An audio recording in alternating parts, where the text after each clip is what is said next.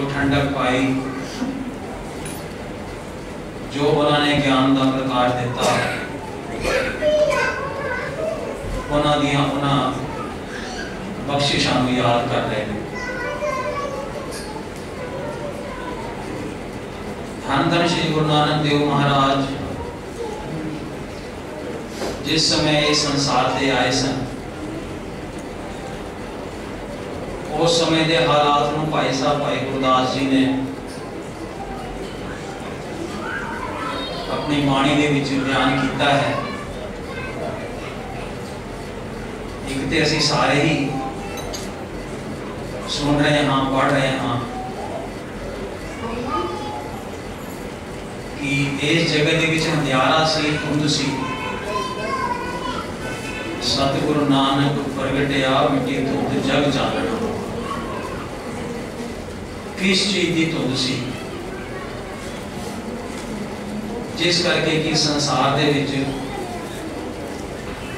लोकां नूं कुछ नजर नहीं आ रहा सी। ये धुंध कोई आम धुंध नहीं सी, जिस दे करके कि अखां नूं कोई नजर ना आए। इस धुंध तो भाव है कि धर्म के उत्ते धुंध आ गई सी। लोकां नूं धर्म के राह ते पाउण वाला, पखंडा तो वहमां तो बाहर कड्ढण वाला, कोई ठीक रास्ता दसण वाला नहीं सी। जिस दे करके कि हालात ये बन गए सन कि जिहड़े राज करन वाले सन वही अत्याचारी हो गए सन।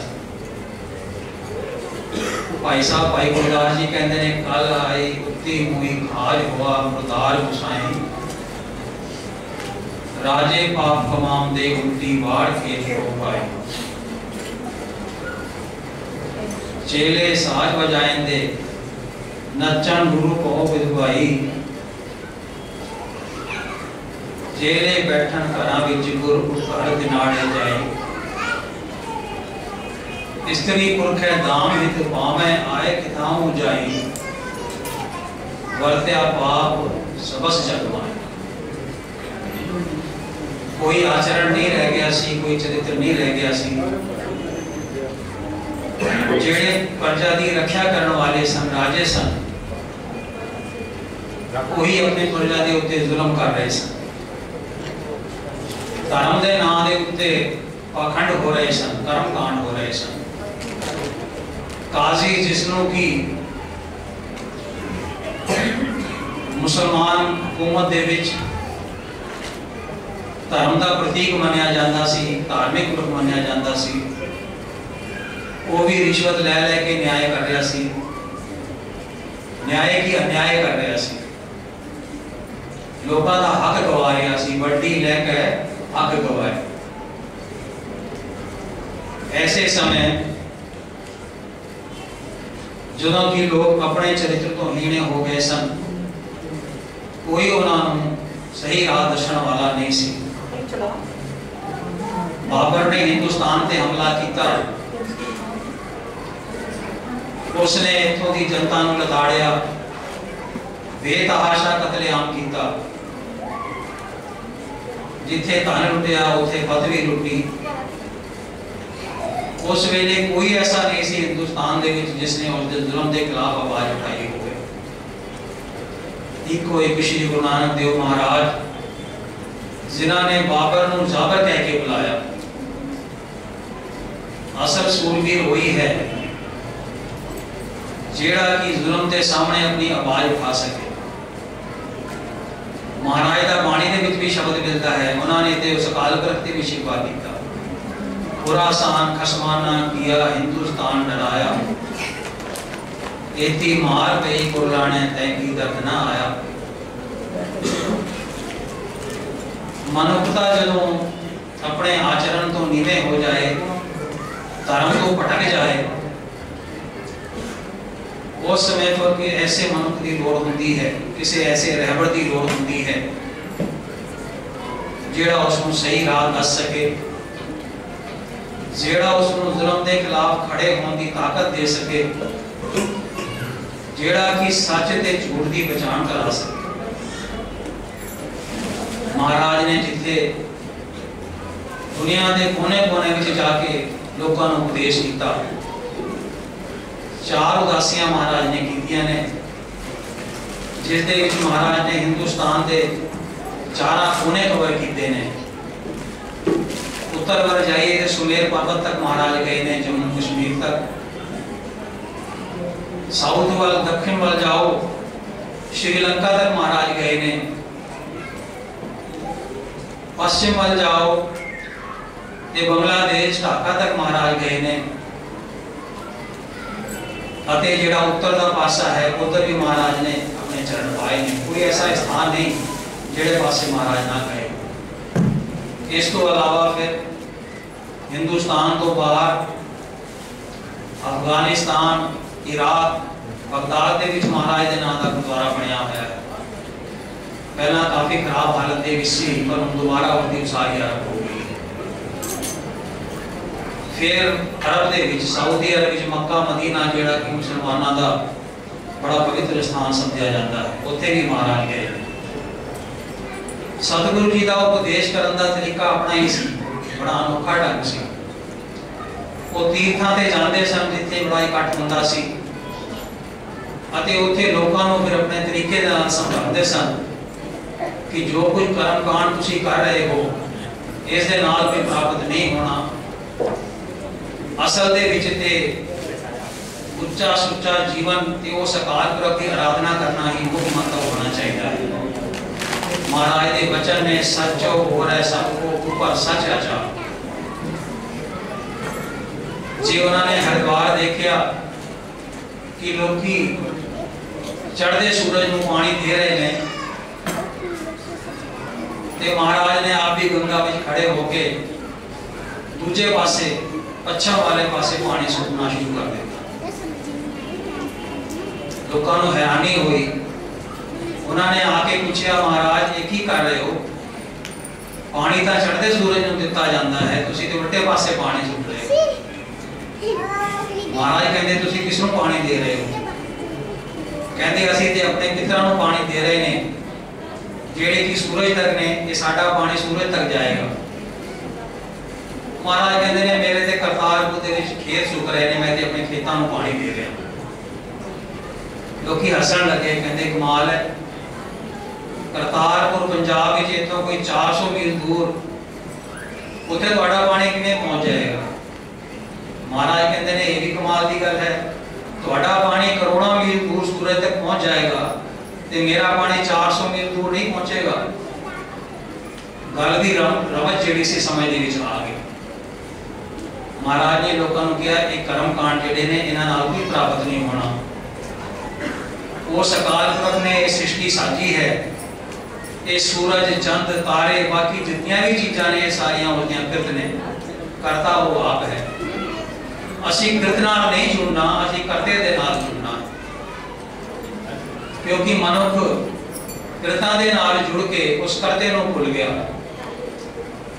दातां दे नाल जुड़ के उस दातार नूं भुल गया। महाराज ने कहा है ना, दात प्यारी जिसरिया दाता। सतगुरु जी ने इसी तरह हर जगह जाके लोगों को यही उपदेश दिता। मक्का मदीना गए ने, मुसलमानों का विश्वास सी कि खुदा जिहड़ा है वो काबे दे विच है, मक्के दे विच है। ते महाराज उत्थे रात को लेट गए, चरण अपने कर लिए उन्होंने काबे दे वल। उथों दा जिहड़ा काजी सी उन्हें आके देखा कि कोई मुसाफिर है काबे वल पैर करके सुता हुआ है। उसने आके काफी उल्टा सीधा बोलिया महाराज को, देखिए कौन काफिर है जिहड़ा खुदा दे घर दे वल पैर करके सुता हुआ है। सतगुरु कहते जी असीं ते मुसाफिर हाँ, बहुत दूरों आए हाँ, सानू नहीं पता खुदा दा घर किधर है। तू इस तरह कर, जिधर खुदा दा घर नहीं साडे पैर उधर कर दे, साडे कोलों ते उठिया नहीं जा रहे। उस काजी ने गुरु जी दे चरण फड़े अते जिधर काबा सी उस तो दूजे पासे चरण घुमा दिते। पर जदों पिछां देखिया काबा फिर उधर सी, फिर होर घुमाए काबा फिर उधर घूम गया। इस तरह जिधर भी गुरु जी के चरण घुमावे उधर ही काबा घूम जाए। उसको समझ लग गई कोई आम मनुष्य नहीं, कोई खुदा का पहुंचा हुआ फकीर है। गुरु जी के चरण फड़ लए उसने अते कहन लगा तुसी दसो खुदा का घर किधर है। कहते असी खुदा नूं किधर एक जगह बंद करके नहीं रख सकते, उत्ते अपनी सृष्टि दे समाया होया है, उत्ते हर जगह है, हर पासे है। कोई ये नहीं कि पश्चिम वल है या पूरब वल है, कोई कहता है खुदा पश्चिम वल है, कोई कहता है पूरब वल है, पर वो अकाल पुरख ते हर जगह है, हर समय है, हर वेले है। गुरु जी का यह उपदेश जिन्होंने समझिया उन्होंने मन के विच वसाया। हुण इस उपदेश की लोड़ अज भी बड़ी है। अज जो पाप बद रहा है, जुलम बद रहा है, क्राइम बद रहा है, असी देख रहे हाँ कि मनुख जिहड़ा है वो मनुखी गुणां नूं छड्ड के पशुओं वाले आचार करने आरंभ हो गया। हुणे मैं 2-3 दिन पहला पेपर विच न्यूज़ पढ़ रहा सीगा, पिछले 40 सालों के विच 800% जिहड़े केस ने वो वध गए ने, बलात्कार दे, मर्डर दे ते होर दूजे क्राइम जिहड़े 800%। किधर नूं जा रही है मानवता? अज धन श्री गुरु नानक देव महाराज जी के उपदेशों की बड़ी लोड़ है। सानू आप भी समझण की लोड़ है और लोगों को समझाने की भी लोड़ है। मनुख हमेशा पाप उदों करता है जिस वेले उसको किसी का डर नहीं होता। हम संसार तो छिप के पाप कर लेंदा है, कानून तो छिप के पाप कर लेंदा है, हर जगह पुलिस नहीं है, हर जगह कोई रक्षा करने वाला नहीं है, पर मनुख जिहड़ा है वो अकाल पुरख तो कदे छुप नहीं सकता। ओदी नजर भी सब कुछ है।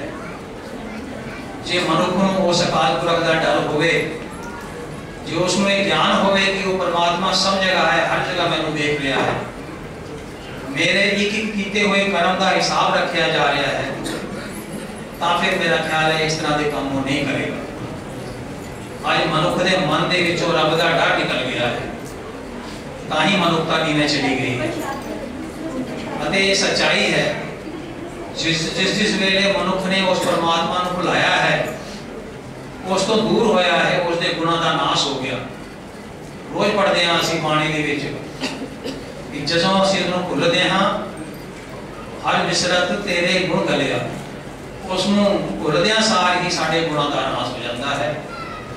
जिथे साडे विच संतोख, सच, धर्म, दया ये सारिया भावना होनियां चाहिए ने, उत्थे असीं झूठ, भरम, पखंड अते लोभ दे विच डूब जाते हैं। काम, क्रोध, लोभ, मोह, अहंकार ये विकार ने जिन्हां दे अधीन होकर मनुष्य सारे पाप करता है, सारे दुष्कर्म करता है। जे किधरे उसने मन दे विच थोड़ा जा भी उस अकाल पुरख का डर होवे, थोड़े जे भी उसने गुण ते ये अवगुण जिहड़े ने अपने आप ही दूर हो जाते हैं।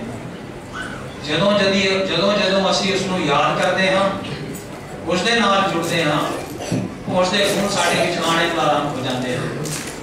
साडे विचों अपने आप की विकारां की जिहड़ी मैल है, विकारां दे जिहड़े अवगुण ने वो दूर होने शुरू हो जाते हैं। इस संसार दे विच चंगियाइयां, अच्छाइयां जिहड़ियां ने वो कदे भी कानून के जोर ते नहीं लिया जा सकदियां।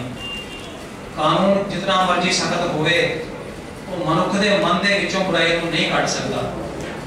ये ताई हो सकता है जो मनुख का मन बदले।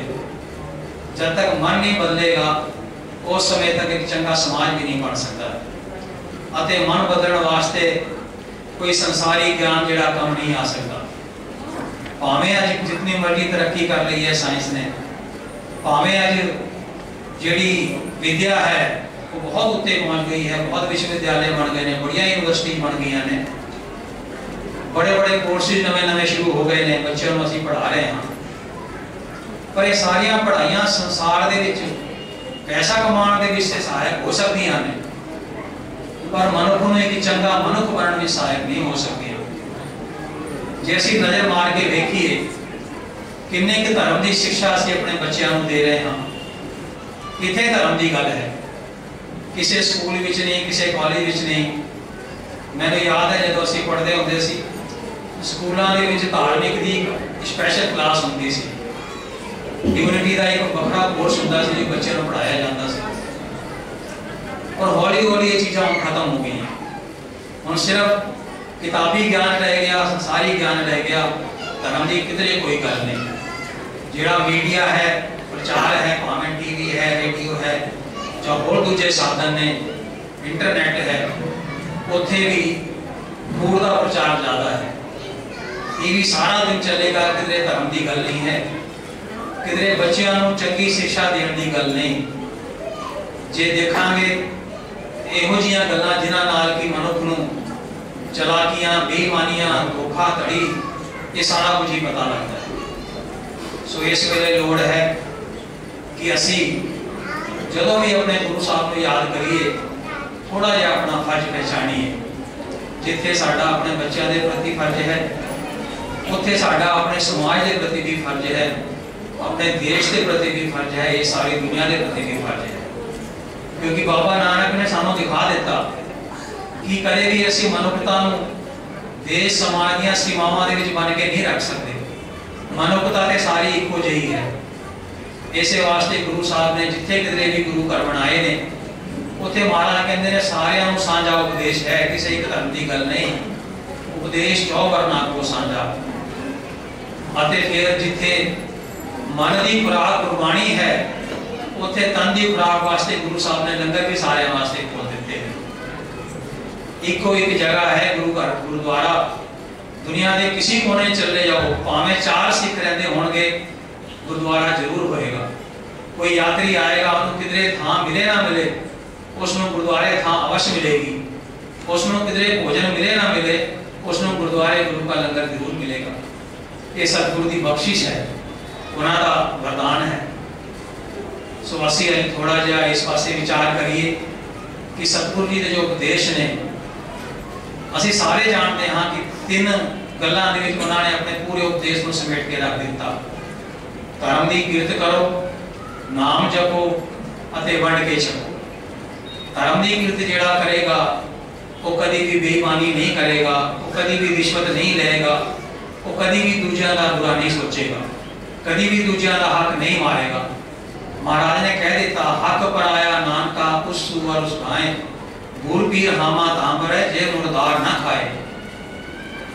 जे हिंदुओं वास्ते कह दिता कि दूजे का हक मारना, रिश्वत लेनी, ठगी करनी इंज है जिवें गऊ खानी।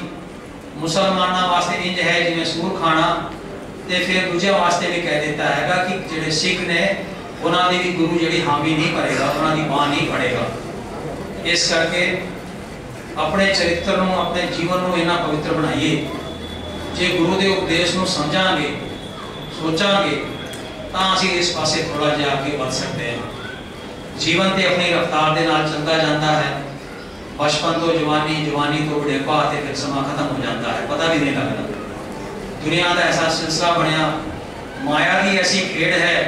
महाराज कहते हैं दिन ते पहर, पहर ते घड़ियां, आओ घटे तन छीजै, काल हेरी फिरे बदिक जो कहो कौन विद कीजै। मनुख को पता भी नहीं लगता किस वेले काल सिर ते आके खड़ा हो जाता है। इस वास्ते गुरु नानक साहब ने कहा है कि जेड़ा जीवन का अंत है, मरना है, वो मनुख को हर वेले याद रखना चाहिए है। उन्होंने तो कहा है कि मेरे को तो कोई आवे जिसने पहला अपना मरण कबूल कर लिया। पहला मरण कबूल जीवन की छड़ आस, ओ सबर की रेणुका तो आओ हमारे पास। ये गुरु नानक के वचन है। जिस मनुख को अपनी मौत याद नहीं, जिसनों अपना अंत याद नहीं, वो इस संसार को ये समझेगा कि मैं हमेशा इत्थे रहना है। पर अखां के सामने देखदे देखदे संसार जा रहा है। नैनो देखत ए जग जाए। साडे बड़े वडेरे, साडे माता पिता, उन्होंने माता पिता अज कोई नहीं संसार दे विच, अते समय ने अपनी गति के नाल चलते जाना है। ये संसार ने इसी तरह कुछ करते जाना है। अते फिर इस थोड़े समय के विच असीं की करना है, विचारना जरूरी है कि असीं विकारां दे अधीन होके, लोभ दे अधीन होके, लालच दे अधीन होके असीं अपनी मनुखता को भुल जाना है। असीं उन्हां नूं भुल जाना है जिन्हां कोल कुछ नहीं, जिहड़े कि भुखे ने, गरीब ने, जिन्हां वास्ते कि संसार दे विच सिर्फ 2 वक्त की रोटी जुटाना ही सब तो औखा काम है। गुरु नानक के घर दे विच महाराज ने आप किया है, दशम पातशाह के बोल ने कि गरीब का मुंह गुरु की गोलक है। महाराज ने कहा है हर गुरसिख को अपनी कमाई के विचों दसवंध कढ़ना चाहिए है, अपना 10वां हिस्सा कढ़ना चाहिए है अते वो गरीबां की, दुखियां की मदद वास्ते दान करना चाहिए है। ये गुरु नानक का घर है, इतों सारी मनुखता को उपदेश मिलता है। आओ अज इस पवित्र पावन मौके पर जदों असीं उस महान सतगुरु जी की याद में जुड़े हाँ, कुछ चंगियां गल्लां अपने नाल लैके जाइए, अपने जीवन में झाती मार के देखिए। अक्सर होंदा है मनुख दूजिया के जीवन वाल ते बड़े ध्यान नाल देखता है, पर अपने जीवन वाल घट ही देखता है। असीं कोशिश करिए अपने अंदर भी झाती मार के देख सकिए, एक इंट्रोस्पेक्शन कर सकिए, आत्म विश्लेषण कर सकिए कि जो जीवन हुण तक जीविया है कि ठीक है, जे ठीक नहीं तो आने वाले समय के विच उसदे विच कुछ इंप्रूवमेंट करिए, उसदे विच कुछ सुधार करिए, अपने जीवन को चंगा बनाइए, अपने बच्चों को चंगे पासे लाइए, उन्होंने धर्म की शिक्षा दीए, उन्होंने चरित्र को चंगा बनाइए, ताकि आने वाला जो समाज है, आने वाली दुनिया है वो चंगी बन सके।